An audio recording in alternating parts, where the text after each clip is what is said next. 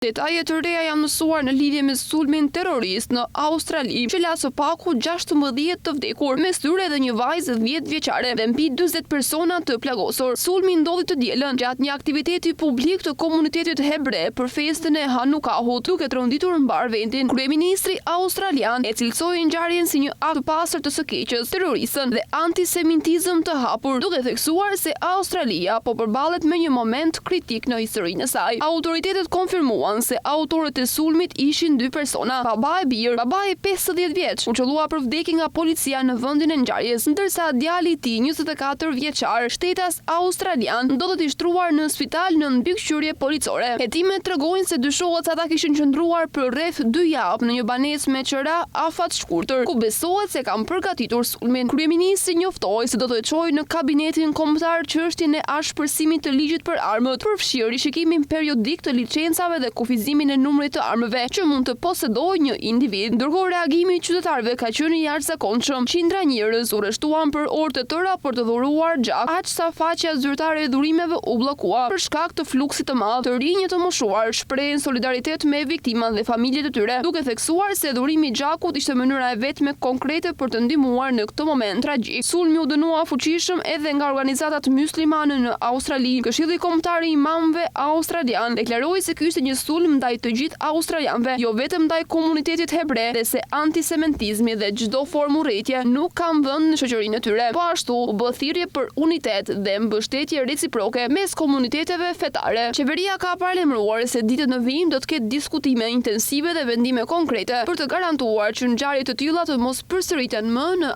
Australi.